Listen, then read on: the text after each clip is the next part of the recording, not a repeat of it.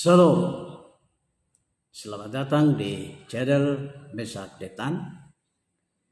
Hari ini kita belajar tentang bagaimana seharusnya seorang ilmuwan, cendekiawan, dan akademisi Kristen bersikap terhadap berbagai perkembangan ilmu, pengetahuan, teknologi, dan seni, atau dapat kita singkat sebagai IPTEX. Ya. Jadi sikap kita sebagai seorang ilmuwan, cendekiawan, dan akademisi Kristen itu harus mencirikan diri sebagai ilmuwan, cendekiawan, dan akademisi Kristen. Artinya bahwa prinsip-prinsip Kristiani, ajaran-ajaran Kristiani harus menjadi bagian dari perilaku, tutur kata dari seorang ilmuwan Kristen. Sikap pertama yang harus diambil bahwa dia tidak boleh mempertentangkan antara iman dan IPTEX.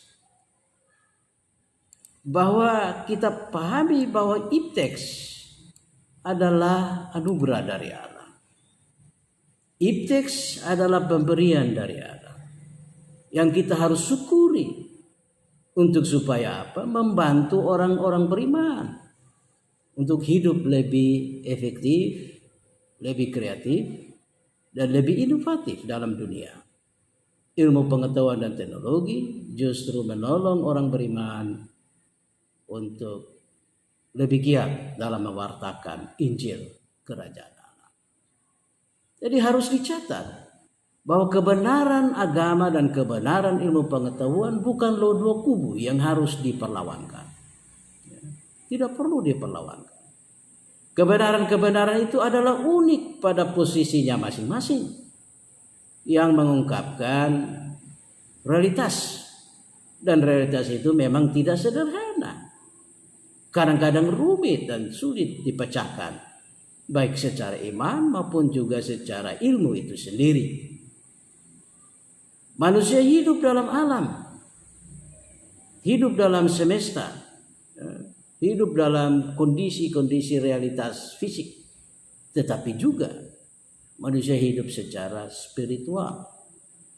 Cara manusia untuk memperoleh informasi mengenai dua dunia yang berbeda ini tidak boleh kita jatuh pada bahaya anti ilmu pengetahuan, tetapi juga anti iman dan agama. Para ilmuwan dan cendekiawan Kristen, akademisi Kristen, mestinya memposisikan diri mereka secara tepat.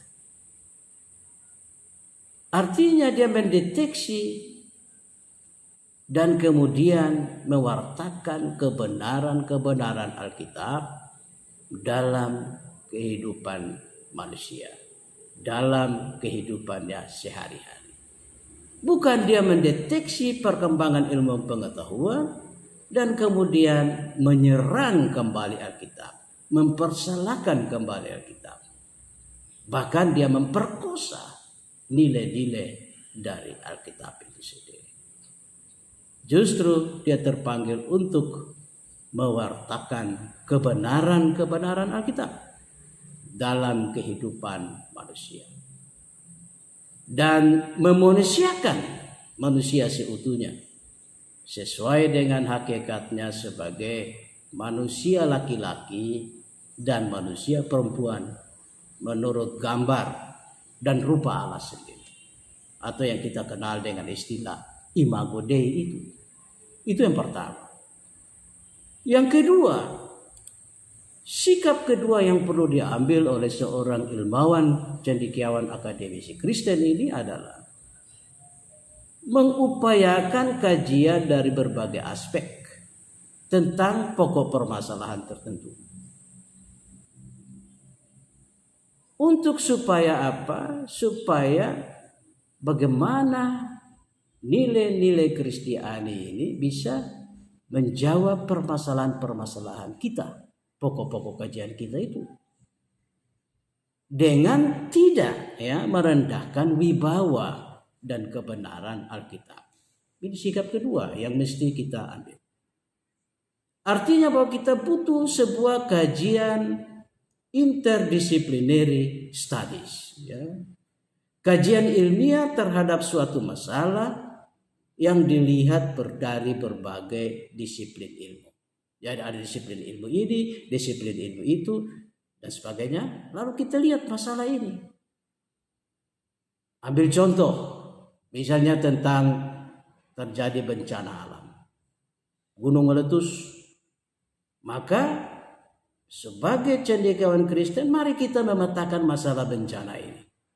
Bagaimana masalah sosial yang timbul dari masalah sosial ini yang timbul. Ilmu sosial, pendekatan ilmu sosial bisa dipakai. Bagaimana aspek psikologi, pendekatan ilmu psikologi. Bagaimana menangani orang yang sementara mengalami bencana tapi juga kreativitas ekonomi mereka tetap dibangun, dipertahankan. Pendekatan ekonomi, ilmu ekonomi bisa dipakai. Jadi kita melihat masalah bencana ini dari berbagai aspek. Ini contoh kecil.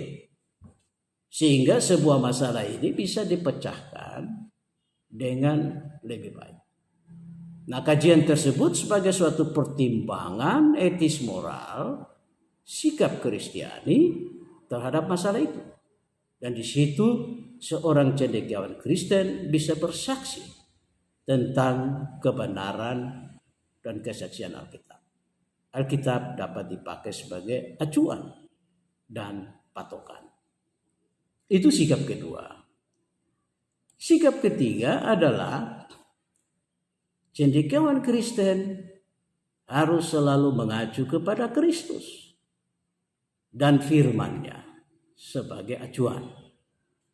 Yesus dan firman-Nya adalah acuan bagi seorang ilmuwan, akademisi, dan cendekiawan Kristen. Pengetahuan dan keterampilan kita hendaknya menolong orang untuk datang lebih dekat kepada Kristus, bukan sebaliknya, menjauhkan orang daripada Kristus oleh karena teori-teori yang kita ciptakan, pendapat-pendapat pribadi kita yang kita ciptakan, membuat iman jemaat makin lemah. Orang makin jauh kepada Kristus. Orang bertanya-tanya. Timbullah kegaduhan. Nah, kita mengacu kepada Yesus dan firman-Nya supaya apa? Memperkuat persekutuan dan menghindarkan diri dari perpecahan dan kegaduhan itu.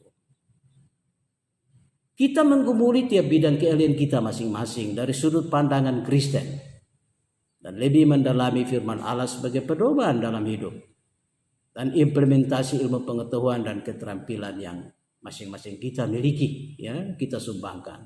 Jadi ingat, sikap ketiga, Yesus dan firman-Nya sebagai acuan. Sikap keempat, dan ini yang terakhir, yaitu berpegang pada prinsip sola scriptura.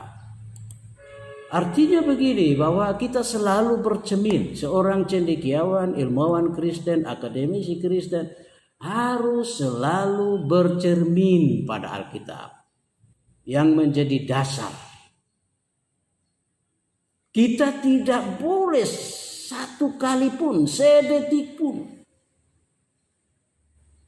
mengacu kepada tren dunia, filsafat dunia yang kosong, pendapat-pendapat dunia yang mengaburkan, yang menyesatkan. Kita tidak boleh sekedar ikut arus. Cendekiawan Kristen harus punya prinsip, ilmuwan Kristen harus punya prinsip, akademisi Kristen harus punya prinsip.